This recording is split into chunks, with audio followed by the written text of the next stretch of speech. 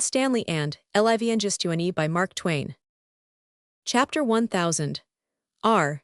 Clemens was entertained at dinner by the Whitefriars Club, London, at the Mitre Tavern, on the evening of August 6, 1872. Chapter 1.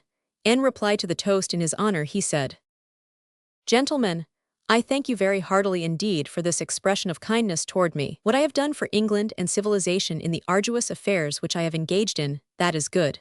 That is so smooth that I will say it again and again. What I have done for England and civilization in the arduous part, I have performed. I have done with a single-hearted devotion, and with no hope of reward. I am proud, I am very proud, that it was reserved for me to find Dr. Livingstone, and for Mr.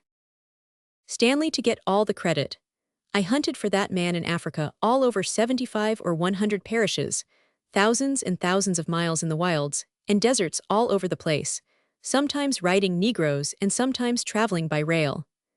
I didn't mind the rail or anything else, so that I didn't come in for the tar and feathers. I found that man at Ujiji, a place you may remember if you have ever been there, and it was a very great satisfaction that I found him just in the nick of time. I found that poor old man deserted by his niggers and by his geographers, deserted by all of his kind except the guerrillas, dejected, miserable, famishing, absolutely famishing, but he was eloquent.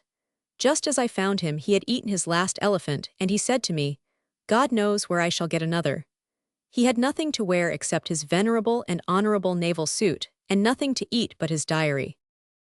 But I said to him, 'It is all right, I have discovered you, and Stanley will be here by the 4 o'clock train and will discover you officially, and then we will turn to and have a reglar good time.' I said, 'Cheer up, for Stanley has got corn, ammunition, glass beads, hymn books, whiskey, and everything which the human heart can desire. He has got all kinds of valuables, including telegraph poles and a few cartloads of money. By this time communication has been made with the land of Bibles and civilization, and property will advance.' And then we surveyed all that country, from Ujiji, through Unanogo and other places, to Unyanyembe. I mention these names simply for your edification, nothing more. Do not expect it, particularly as intelligence to the Royal Geographical Society. And then, having filled up the old man, we were all too full for utterance and departed.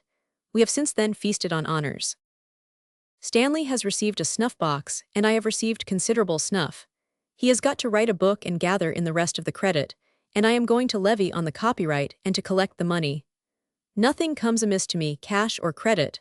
But seriously, I do feel that Stanley is the chief man and an illustrious one, and I do applaud him with all my heart. Whether he is an American or a Welshman by birth, or one or both, matters not to me.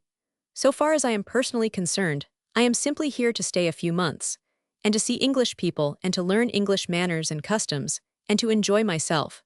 So the simplest thing I can do is to thank you for the toast you have honored me with and for the remarks you have made, and to wish health and prosperity to the Whitefriars Club, and to sink down to my accustomed level.